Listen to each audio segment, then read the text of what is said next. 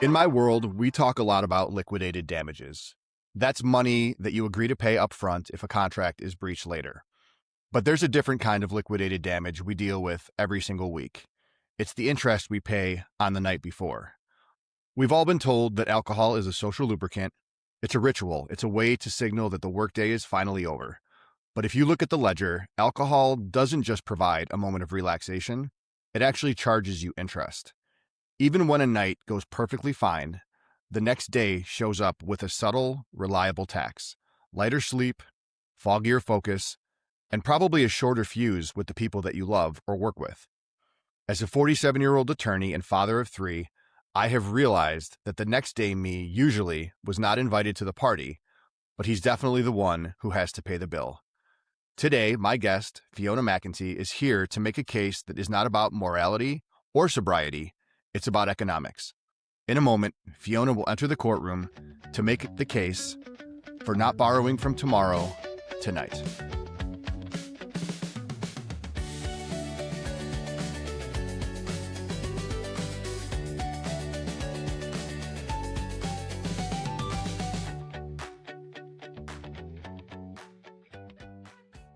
Welcome back. This is The Case For. I'm your host, Matt Campobasso. Today, we're putting a lifestyle choice up on the stand, but we're going to do it through the lens of performance and presence. As I mentioned, my guest is Fiona McEntee. Fiona is a powerhouse immigration attorney, an advocate, and the founder of a high-end, non-alcoholic wine brand. Fiona, I've been looking forward to today's episode for a while, since we first started chatting about it. As an attorney myself, I know that the work hard, play hard culture of our profession can be dangerous. You know, we're used to managing high stakes cases and then unwinding in ways that often borrow from the next day's clarity. So before we jump into your opening statement and the exhibits, please take a few minutes, let the listeners know who you are, how do you spend your time, and why is this case one that you feel compelled to make? What was the moment that you realized the tomorrow tax is no longer worth the tonight trade? Well, first off, thanks for having me. I have been looking forward to this conversation too. I would say my low alc, because I'm not completely sober, but I would say my low alc journey started in COVID. I think a lot of us were, we were all cooped up indoors during that time. I think initially, with nothing else to do, a lot of people just started drinking more, and I was one of them. We're just like sitting at home, not like during the day, but just after, a stressful day. And then I went on a juice cleanse. I was like, I just want to get healthy. I want to get, and I went on a juice cleanse, and I ended up reading this book just kind of by accident. I heard people who had done the juice cleanse had recommended this book, and it's called This Naked Mind. And so I didn't really know what it was about. And I started reading it, and it completely transformed how I viewed alcohol. And that was probably nearly 5 years ago. And ever since then, my desire for alcohol has completely shifted. And, it has resulted in so many of those better mornings the next day. And I'm excited to just talk about it because it's really kind of transformed my life ever since I made that shift. Okay, very cool. And the book is This Naked Mind. And it's Naked Mind. basically, yeah. And I, even for people who have never thought about giving up alcohol, I just recommend it so much because it breaks down a lot of myths that we've been told about alcohol, and it kind of just changes the way you view it, and therefore your desire for it just completely, in my case, kind of almost 100% dissipated. So and it was almost an accident. I wasn't necessarily intending on doing it, but I am so glad that I found it. I find that some of those pivots in life are the unexpected ones are the best ones. You're not setting out looking to change something necessarily. Maybe, like you said, you pick up a book, it's interesting, and then as you read it, you realize, oh, this actually has takeaway value. I think my relationship with alcohol has changed a lot. When I was in college, obviously, probably had some nights where I should have ended up in a hospital and I didn't. Thank Yeah. God. hmm And then I think into law school and things like that, it's a stressful time. I drank at times, but I found that I kind of cut way back just because managing a course load and getting ready for the bar exam. And then in practice, I think that was the time where I realized, oh, lawyers are such buttoned up animals, and we're in pressure cooker all the time. Client Mhm. expectations. If you litigate, I know you appear in front of judges. Obviously, I spent 10 plus years at a law firm doing that. So when you do get a chance to have a drink, it takes that edge off, and then it's very easy for it to kind of slip into 2 or 3 or 4. And the next thing you know, again, even if you get through the evening unscathed, the next day you're paying for it. So as I've gotten Yeah. older, I am much more deliberate and thoughtful about picking up a drink. Again, I'm not, I haven't sworn off alcohol. I have a much healthier relationship with it. Yeah. And even if you have that, though, again, you get older, your metabolism shifts, and it starts to have an impact on your biology, which I'm sure that book talks about in great detail. So I guess, Fiona, with that, as an attorney, some of this stuff hopefully won't be too foreign to you, but if you can give our listeners a bit of an opening statement just around the case that you're here to make today, I think that would be great. And then we can jump into some of the exhibits and talk about the whys. Yeah, sure. I mean, I think as I was thinking about this, I this statement kind of popped into my head and I'd heard it on a podcast. James Corden had mentioned it. And he said, how much of tomorrow do you want to borrow from today? And essentially by drinking the night before that, he, relates it to going to a cash machine at ATM and taking out money and like using some of that the night before. And I just realized that I was not prepared to keep doing that. And another thing that I think about is nobody wakes up the next morning regretting not having taken a drink the night before. You never wake up and say, "Oh, I wish I would have been drinking last night." Like, that never Definitely. happens, It's a right? good way And to for think about it. me, yeah, when I just kind of almost completely stopped drinking, waking up on a Saturday or a Sunday morning, particularly because that's, most people would, I think, Mhm. indulge on the weekends. Waking up on a weekend with a clear head is the biggest gift that you can give to yourself. As a mom of 2 kids, to my children, if it's during the week to your team, to your job, but it's for yourself as well. And I don't know about your kids, but my kids are sports crazy. Like Mhm. we are basketball, we're like travel basketball. So sometimes we're waking up at 6:30 a.m. on a Saturday morning and we're heading out to, we live in the city, but we're heading out to Aurora or some other suburb. And I just think waking up on those weekends when you have a 100% clear head is just the biggest, I would say, case that I can make for this. And you're never going to wake up and regret not drinking the night before. Okay. Very, very compelling. Yeah, I think the math, and we'll get into why, I think the math is probably pretty airtight. You're never thinking about, sometimes I think as you get older, if you have that second drink the night before at a dinner, at an event, you start to think about, okay, I got to get up early tomorrow. I think in your 20s and probably early 30s, most people, myself definitely included in that, you're not doing that math. You're not thinking about, okay, what does this mean for tomorrow? You're just like, oh, I'm here. I'm enjoying Yeah. myself. Other people are drinking. Mm-hmm. I we'll talk more about it, but there's always that kind of social pressure, and Sure. it's not as overt as in college when my roommate would be standing next to me yelling chug into my ear, but it's a different, right? If you have Yeah. one drink and you start drinking water, people might look at you and say, "Oh, hey, like why aren't you drinking?" I've seen everything from a man leaning to a woman saying, "Are you pregnant?" or someone saying like, Yeah. "Why aren't you?" And there's just this Right. expectation that if everybody else is doing it, you should be doing it. And I definitely am guilty of slipping into that and having that second or third Yeah. drink, despite knowing I didn't really need it or want it. Right. And I do think the tide has changed on that front, I will say. I think that it is way more culturally acceptable, which is crazy to even think that it needs to be culturally acceptable Yes, to not be consuming an correct. addictive carcinogenic substance, right? And the book talks about that as well. But I think the tide has changed. I think that you no longer need to justify or explain why you're not drinking. I also think with the variety of NA options that are available, Hmm. no one even notices anyway. But I also feel like that social pressure, that shift has really changed, I think, even in the 4+ years since I Hmm. stopped drinking, really.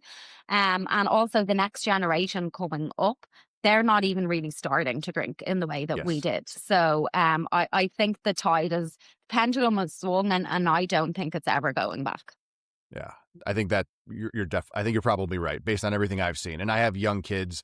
My son is Yeah. 16. I know that he's Yeah. veering into the, alcohol is present, and I just don't think it's as much of a rite of passage as it once was Yeah. for teenagers and Agreed. people in their 20s. So, Yeah. listen, I think we could carve through all of our evidence just in talking this way, but Hmm. why don't we jump in and talk a little bit about Yeah.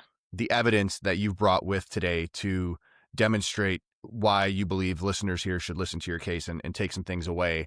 First, I want to talk about the Exhibit A, which is the hidden carryover cost. You call it the tomorrow tax. I think even one drink can have a price tag. So explain what's on the bill when it comes to the tomorrow tax. Yeah, I mean, I don't know about you, but I have found myself sometimes having just a glass or two of wine, right? Not a bottle, just a glass or two.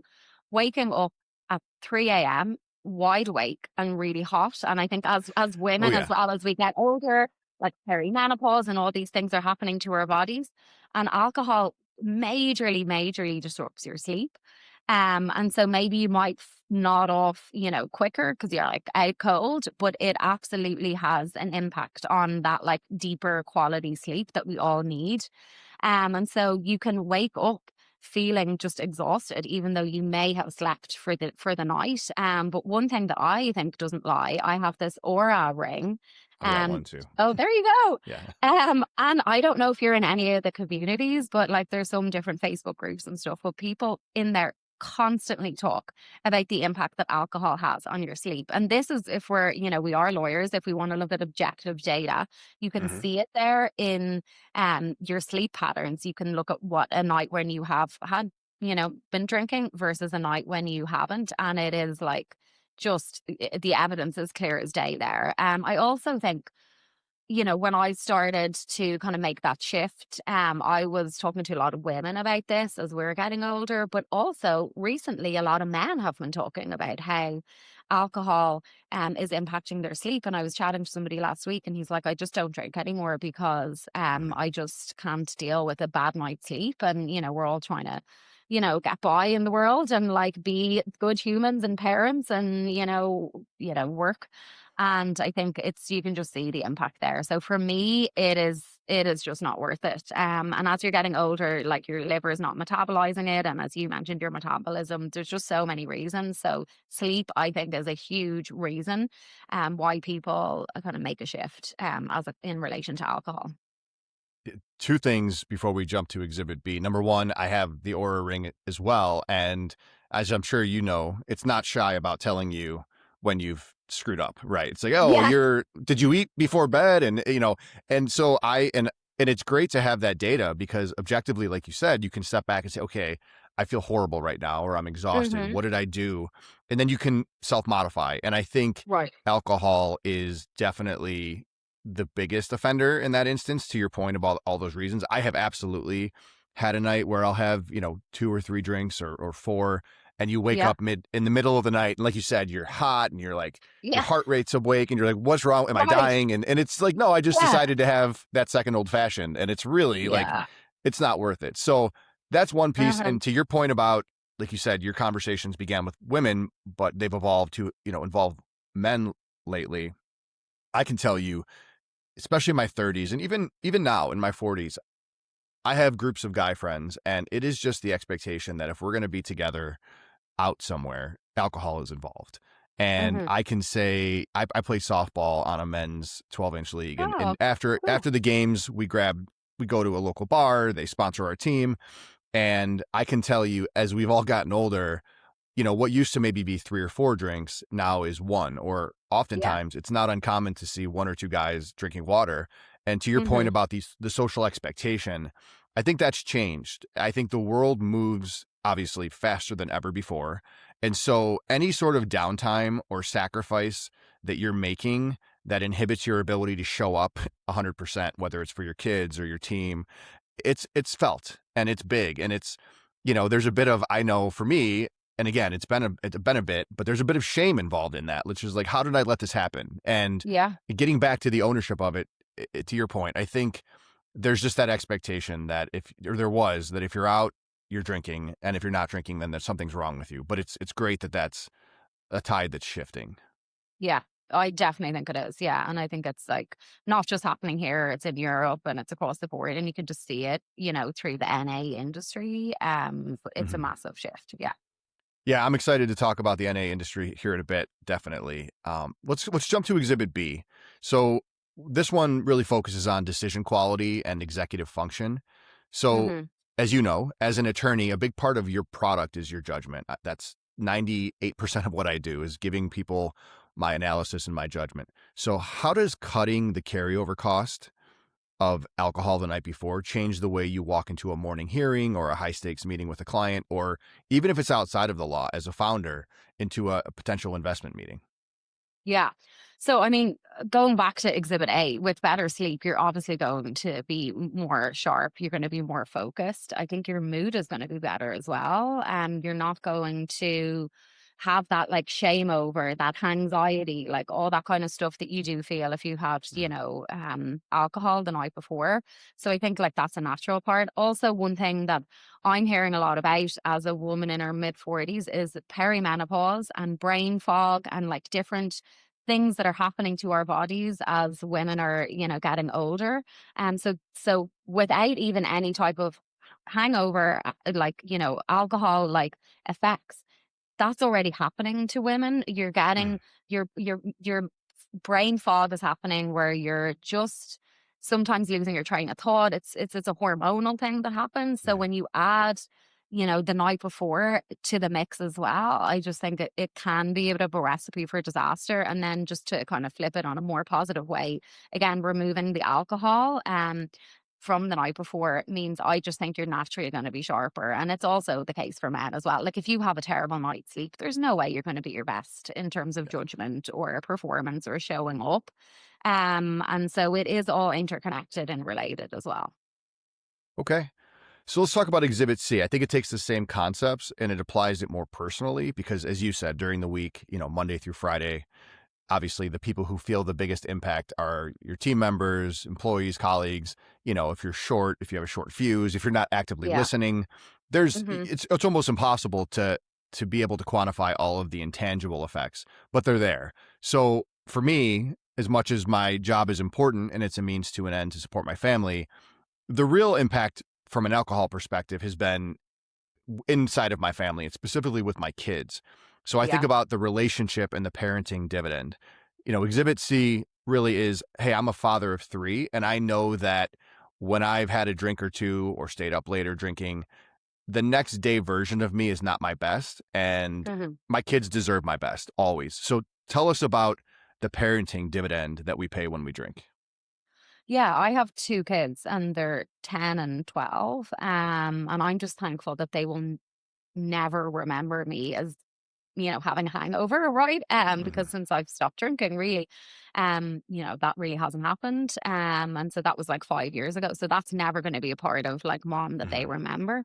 And like I said, I wasn't like a daily drinker, but certainly I would be, probably overindulge on the odd weekend and Yeah. have to deal with that. And I think for me, you know, I will never wake up in morning, hopefully, and not be able to do something because I'm feeling the effects from last night, right? I'll be able to wake up, take them to their basketball games at 6:30 in the morning.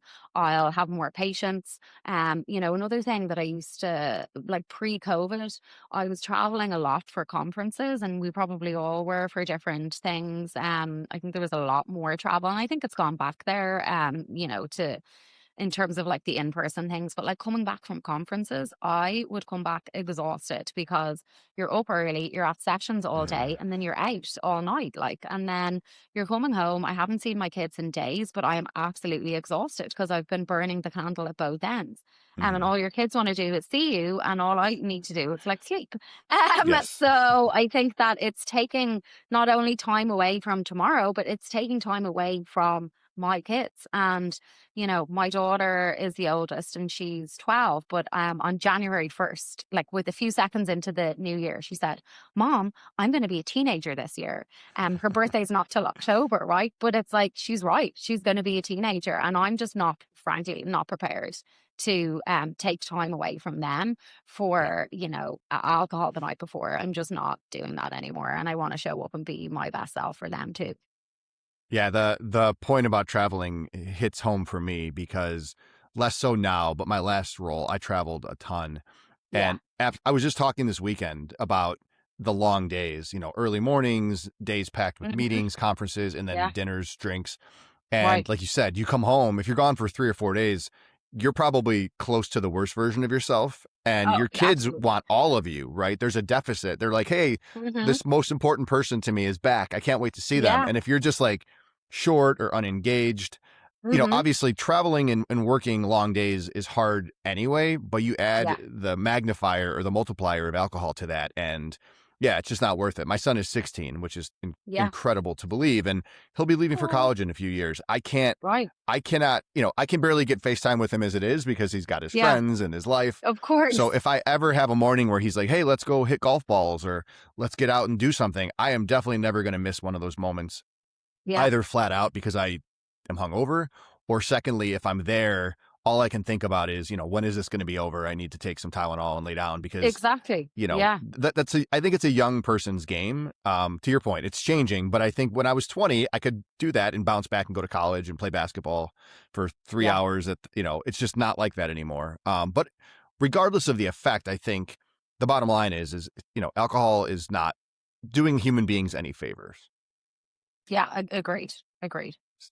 So, Fiona, let's jump into Exhibit D, which is the ritual without the interest. So, I mentioned this earlier, people often say, I need a drink to unwind, but really, I think they just want the ceremony. I think you've mentioned that. So, how does tell us a little bit about your company and your non alcoholic wine, and how does it bridge the gap, allowing people to participate in that ceremony and have that social unwinding without the next day effects? Yeah, I think that the ritual of celebration or, acknowledgement of like the end of a day or, a successful close or whatever it is, is important. But what's not important or like a critical piece of that is having alcohol, be part of it. So as actually, and this it all kind of came together for me as I turned 40 in COVID and had stopped drinking, year before. And I wanted to toast to the occasion, but I didn't want it to be alcohol. So I walked down to Whole Foods and I said, let me see what's available. I love wine. I love bubbles. I love cava, champagne, prosecco, I love all that. And I knew there was non-alc beer, and I had heard about actually a Chicago company called Ritual, which is a non-alc spirit. But I'm more of a wine drinker, so I said, "Let me see, is there such a thing as non-alc?" I didn't know if there was such a thing as non-alcoholic wine, so I walked down to Whole Foods.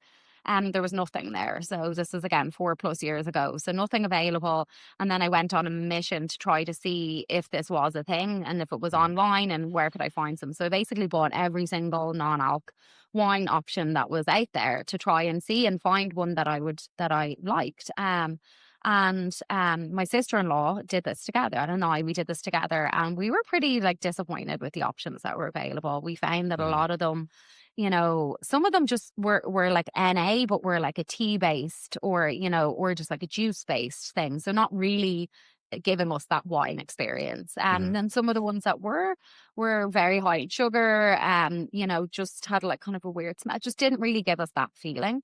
So Mhm. we just thought maybe this is something that we could do, and maybe there were other people like us that were looking for it. So we decided to create a non-alcoholic wine brand. And we spent about 4 years working on it. And the brand is called Nouvie, and we officially launched in August. And it's been going great, and we're just so excited for people to taste it because some people have been drinking it thinking it was full strength wine. It tastes very much like wine, and it smells like wine, and it's no added sugar, no juice, and it's one of the lowest sugar options available on the market. So I think that in that way, people get to use, either our NA wine or athletic beer is a big thing. You mentioned like Mhm. post softball things, like people just want to drink something nice, not necessarily water, not necessarily alcohol. But I think more and more people are looking for these type of options. I do find, when I was younger, I have a core memory when I was like 16, maybe 15, wanting to try my dad's beer. And he was drinking old style for God Yeah. knows what reason.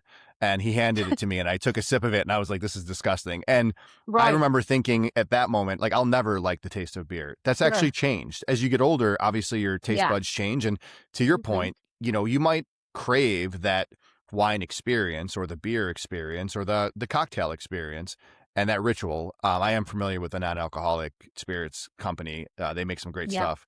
But They do. yeah, I think that's something that I'm surprised that to your the market survey that you did, that there wasn't something out there like that. So it's really exciting that you decided to say, hey, you know what, I'm gonna bring this option to consumers. So can you spell the company name just so anyone listening is able to find it? Sure, yeah, it's Nouvie. I actually have a bottle here, so I can show it to you as Okay. well. So Nouvie. Oh, I love So we the. started with the label is, yeah, so it's all designed based on illustrations from La Mancha, Spain. So that's a Spanish white wine. And then we're just about, this is like a sneak peek, we're just about to launch this. Oh, So this canned, very nice. can version, and this is from California. So that's our second line that we're getting ready to launch. So Okay, and I'll yeah. put some information and links to anywhere people can find it, and to you obviously in Oh, the thank the you. podcast notes. Where can people pick it up now? Is it on shelves or is it all Yeah, online? yeah, so some of it, we're in a few independent, bottle shops. We're in Mhm. bottles and cans, like some in the city, and we're on our website. We sell like a lot direct to consumer, so it's drinknouvie.com.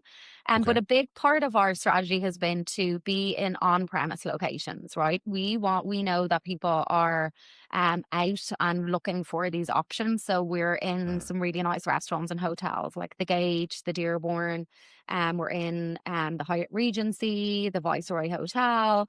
We've done a lot of events as well, which I think is Mhm. key because I longed for something like this when I was out during the week at an event. It's like a Wednesday night, you're at an event, you're there socializing. Like, I just do not want to be drinking. I'm driving, Mhm. and so we partnered with Chicago Innovation and we were their exclusive NA wine for all their events from when we launched. Things like that. We were at the Ireland Network Gala in the Drake. And so we're just giving people just an alternative in those kind of social settings as well, so that it doesn't have to be either like booze or water. There's Yeah. a lot of people that are looking for something in between. And we hope that like Nouvie and other brands like ours are kind of helping to give people that option. That's amazing. That's really, really exciting stuff. And knowing what I know about you, always out there trying things and taking risks. It sounds like a fantastic endeavor, not only because I think the world needs it, but because, to your point, it was something that you were passionate about Yeah. and it benefits, you, your friends, your family. And I think there's a lot of people, to me at least, listening, just knowing kind of where my head's at when it comes to alcohol. Hmm. I would absolutely find myself, if I were out in an event seeing that product available, I would grab it and think, you know what? I can enjoy myself. I can Yeah. feel like I'm doing something outside of, chugging a glass of water, but I'm not going to pay for it tomorrow. So, Yeah, um, exactly. And just one quick thing I was going to add, like, please. so the Ireland Network Ball, right? And like, I'm from Ireland, and I will just let me just address the elephant in the room. That Irish people, there is a stereotype that we love our booze, and it is a stereotype. But non-alc is huge in Ireland. Guinness Zero is absolutely massive. Like, they cannot make enough of it, and they've I think the Irish government, Diageo, they've put, I think, hundreds of million into a plant where they're just going to make Guinness Zero because they cannot make enough of it. And so it's definitely, the cultural shifts are changing as well. But one thing about the Ireland Network, Paul, it was on in the Drake and it was starting early. It was starting at 6 p.m. and it was going all the way to like 2 a.m. They had after party all planned. It was like all fun and dancing and music and everything. And now that's a long night to be Yes. out. And so what I was saying, we were able to do a tasting table where people could come and taste it. And that's, I think, key, because if either people have tried non-alc wine before and didn't like it, and I understand because we also had a similar experience, or they're skeptical, or they just think they just have a preconceived notion in their head. So getting people to try it is great. But what I was suggesting to people is this idea of zebra striping, where you're alternating between an alc and a non-alc Hmm. in the one night. And that is a very, very common way that people are drinking these days. And it means that, if like, to use that example of the Ireland Network Ball, you're starting at 6 p.m. you're going to be out till 2 a.m., which I wouldn't ever be. I'm like in my bed way Sure. before then. Oh yeah, same. But you can cut your alcohol in half by just Mhm. alternating between an alc and a non-alc. And I think the old-fashioned way of doing that would be like drink a glass of water in between your drinks. Mhm. But you can like switch it up in that way. And I think that's a really, really common thing that people are doing now. I love that. I had not heard of that. But what a great idea to, like you Yeah. said, and maybe after a long day or you're getting there and you do want that degree of like social lubricant, right? Like not Yeah. everybody's ready to go to a gala and start dancing. Maybe you're like, hey, I need a glass of wine to like to Right. loosen up a little bit, but also I don't want to. Sure. It's 6 o'clock, right? I don't want to be Yeah, doing this until exactly. midnight, and then the next Right. day is going to be a disaster. So the idea of having one alcoholic and then one non-alc, Yeah. or just whatever the ratio is that's right for that person, but Right. thinking about it that way is great because to your point, once you've had, you said you used the word old fashioned. That is my drink of choice. Oh, okay. And for me, like drinking an old fashioned, I enjoy the taste and the flavor and the texture of it. I don't want to go drink water after that. And so, Yeah. it's tasteless, it's flat. And so it's like, Mhm. okay, well, before it was like have another old fashioned or have a water. And unfortunately, I would usually pick the old fashioned. And then that's where the tomorrow tax comes in. So Yeah, the yeah. zebra striping concept is a great one. So I appreciate you sharing Yeah. that. I'm going to No, definitely it's adopt it. great. I'd love to show you text threads from the moms in the school because we had a party there a while ago and it was hosted in someone's house and it was like lovely food, drinks, everything. And then they bought some Nouvie and they had some Nouvie there. And all the moms the next day were like, Nouvie saved me because they had wine, then they had Nouvie and we're like back and forth. And so it definitely makes a difference. And also you're giving your body a chance to metabolize the alcohol if you're Yes. alternating as well. Mhm. So it's definitely something I would recommend for people. Very cool. Very cool. Let's talk about our last exhibit here quickly. So, Exhibit E is what I would say, or what you would call like the selective yes framework. So, it's not about abstinence, it's about agency. So, tell us Hmm. about the selective yes. I mean, I think that I'm not like anti-alc. I'm not like sober. I will still myself have wine from time to time whenever I want. It just so happens that that's not that often. So I think some of the non-alc industry can be a little preachy, let's say, about alcohol, and I think Mhm. that that can turn people off. So I think for me, it's not about that. It's not about, and I know for some people it is a nothing, right? People who are in recovery, to be clear, we're not targeting. Our brand is not, focusing on people in recovery because it is very like alcohol, and so that can be, a trigger, a slippery slope for people. So for people who are not, in recovery or in that way, it's not necessarily an all or nothing for Mhm. people. So we're not here to judge. We're not here to preach. We do love wine, and this is why we created it. So I think it's more just the mindful intentionality, I think, of drinking and kind of making those choices with the awareness. And I think again, just all the things we spoke about, just as you're getting older, it does take a bigger tax on your body, and it's just making the decision, is that something that you want to do? So I think that is important for us to just kind of say that we're not trying to, be preachy or be patronizing or be judgmental. Mhm. It's just to encourage intentionality, I think, when it comes to alcohol. Yeah, it doesn't. I've yet to hear you say anything that sounds judgmental or preachy here about, hey, people make choices. And if that's what somebody wants to do, great. But I think the wide majority of people, especially parents or professionals, Yeah. don't want to have that next day tax. And we haven't even Hmm. really spoken about it, but there's the obvious, you have 2, 3 drinks and you become, a little bit less thoughtful about how you're talking. And maybe you're sitting with colleagues and you say something that the next day you wake up and you're like, what did I say? You're searching your Yeah. memory. Like, did I offend somebody? It's just Right. the downsides are incredible. And I think the other pieces too here, what I'm hearing is this is all it is increasing optionality, right? Yeah. People can still make decisions and decide, hey, you know what? Tonight I do want to get blackout drunk. I don't know why someone would want to do that, but hey, you Yeah. want to do that, go for it. But I think, Right. 98% of the people are not looking for that experience.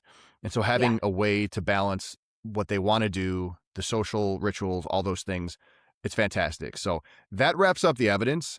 Quickly, Yeah. I have just a couple objections for you.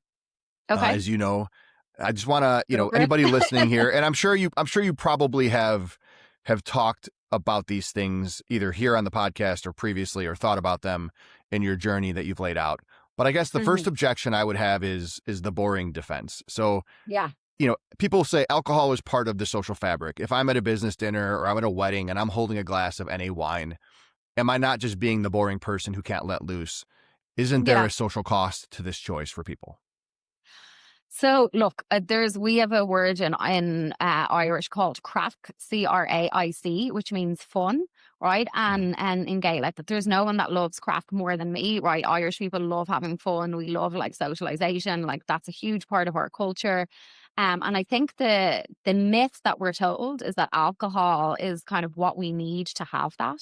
And what I found is once you actually take the alcohol away, what you realize is that it's not really the alcohol, it's the company, it's the socialization, it's, all of that. And it's really little to do with the alcohol and it's more to do with the people. And it's like I love music. I love going to concerts. I love, seeing live music. And I have never had a better time at a concert than when I've been completely sober because you are taking in everything. Mhm. And I never would have dreamed, like, I would always have like beers at a concert or at a baseball game and stuff like that. And Mhm. and I just do that all sober now. And it's actually I have more fun because I'm really present and again, it's not being judgy, but I think and I'm at weddings, I'm up dancing, terribly and probably like, I don't think alcohol makes you a better dancer or anything, but maybe it feels like you are.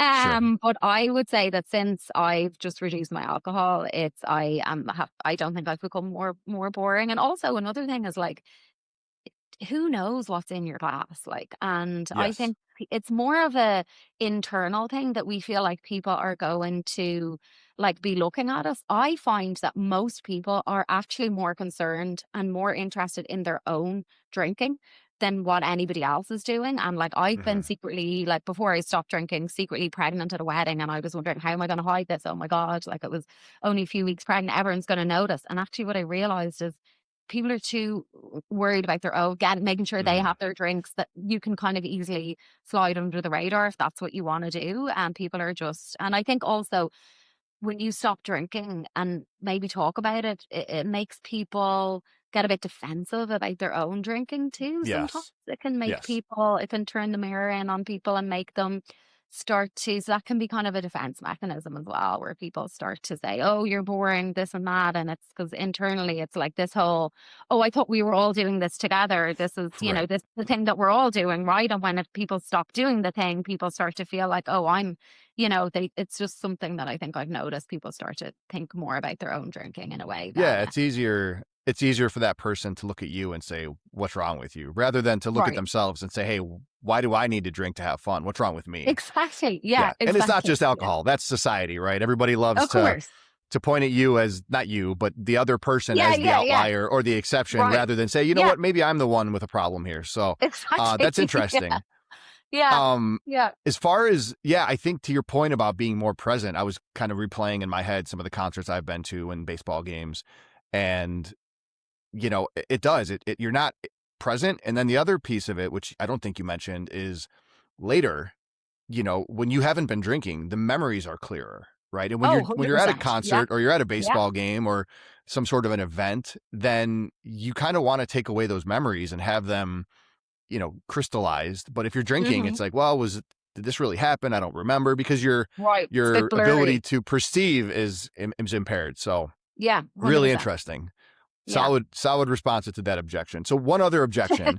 So, you know, I think here people might be listening and saying, people have been drinking for thousands of years.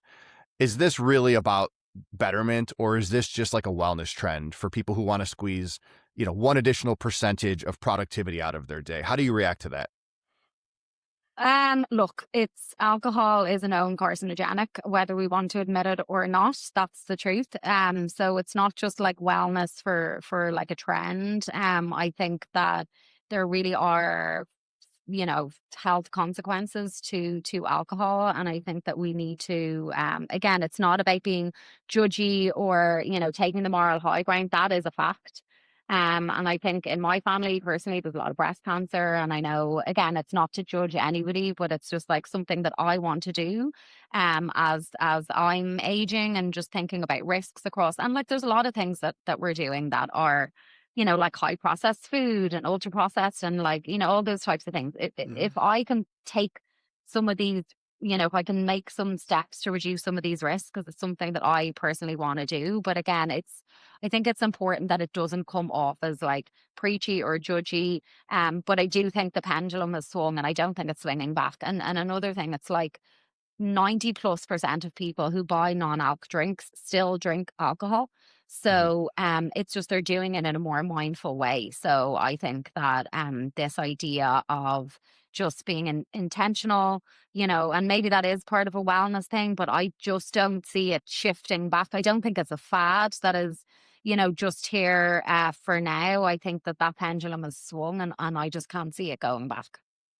Yeah, it's moderation, to your point. If Exactly. 90% of people drinking NA options are still having alcohol, then Right. moderation is key in health in all ways. And I don't think you're going to find anybody, even the biggest drinker in the world, who's going to advocate that it's a bad thing to put less, harmful things into our bodies. And so Sure. I think the objections, as I was reading them both, they are going to come from someone listening who maybe has an unhealthy relationship with alcohol, and they're looking for a way Mhm. to, if you can't attack the message, you attack the source. And so I think there's a little Right. bit of, holding the mirror up to society rather than being willing to deal with some of the things Yeah. that they just haven't had a chance to have an honest conversation about. So, Right. um, And if so if Fiona, there is somebody, please, can I just say, if there is somebody please. listening and is feeling that way, just read the book, right? Just read This Naked Mind. I would start there. Just go into it with an open mind and just see. And like, if it's not for you, it's not for you. But I just Mhm. would say, don't knock something till you've tried it and just see. And I did not go into this with an intention of, like I said, I stumbled upon it and it just has changed my life. So I, coming from being an immigration lawyer for nearly 20 years, like I have worked in a field that I feel is very purpose driven, very mission driven. And that's been my career as a lawyer to date. And now stepping into with Nouvie, being the co founder of this alongside my sister in law, like I also feel very passionate about. This option. And again, so I would just say if you're listening, if someone like is feeling that way and they're listening, just pick up the book and read it and see what you think for yourself. Yeah, the book obviously was not written by somebody trying to sell non-alcoholic wine. It's just somebody breaking down Yeah, exactly. their own case. Right. Yeah, absolutely. There's no Of course, agenda. yeah. No, no agenda at all. And I just think I just recommend it for everybody because it just kind of reframes things in your mind. Wonderful. Well, Fiona, I think usually we'll have a closing argument, but I think you just made it. So, in the spirit of keeping things moving, why don't we talk a little bit about what I like to do on episodes where I have a guest come in is provide the listener with some micro tools. And Hmm. so essentially that's taking it kind of out of the courtroom and into the real world. And so Right. let's make this practical for someone who's listening, who wants to start thinking about the next day version of themselves or that tomorrow tax. So give us two or three micro tools that you can put in front of them that might help them start to understand the options that are out there. And even if it steps on something you've talked about already, it'd be great to have everything kind of in one neat kit here at the end. Yeah, great. So I would say the first thing is try not drinking this weekend, right? So just not have anything on like a Friday night or a Saturday night. And think about when you open your eyes on that like Saturday morning or that Sunday morning, and think about if you regret not drinking the night before. And I can guarantee you that you're not going to wake up going, oh, I wish I would have had some wine or an old fashioned or whatever it is the night before. Just like think about that feeling when you first wake up and how do you feel, and just notice that you're just feeling like your normal self. Mhm. And that to me is like just the best gift ever. So that's one tip. The second is in the spirit of not being preachy and not being like all or nothing. If you do want to drink, try alternating between, an alc and a non-alc. Try this zebra striping and just see how it makes you feel. And again, I'm not here to like have everybody run off and buy our wine, right? But it's like there's so many options that are available now in the beer, in like the non-alc like cocktails, in the like wine, spirits, like just so many different options. So I would say if you do want to have a drink, like just try alternating between an alc and a non-alc to see. And then I would say finally, if you want to like push it even further, you could go do a whole month, right? You could do the dry January and the dry July, like a sober October. Like there's lots of different ways. And I think that that has been a great reset for a lot of people by just like committing to like a month of going alcohol free and just kind of seeing how you feel after that. Okay, good stuff. Yeah, those sound, I think you did a nice job of laying out, you know, small bites to larger ones. But I think I love the fact that it rhymes. There's a lot of rhyming in the months, dry July, sober Yeah, October. I So that's good. know. I know. Yeah. That's good branding for someone in the industry you've gotten into recently. So Fiona, this was really excellent. I really appreciate you being here. As always, you're very compelling, grounded, and as someone personally who values his morning clarity, very highly persuasive. You made a strong case for why we should stop borrowing from our future selves. Where can people who want to find your work, things about you, your wines, where should they look? So for me, I'm just pretty much on all the platforms, right? LinkedIn is probably a big one for me. Mm. And then our non-alc wine, Nouvie, is drinknouvie.com. And it's the same handle on pretty much all social media, but like Instagram is probably the one that we're most commonly posting on. Yeah. And like I would love to connect with people. If people ever have any questions or need any resources or anything, please feel free to reach out to me and I can hopefully try and point you in the right direction. Wonderful. And again, like I said earlier, I will put all of that contact info and those websites in the show bio for people who want to listen or who want to visit. Fiona, thank you for being here. Anything that you want to leave our listeners with as we wrap up?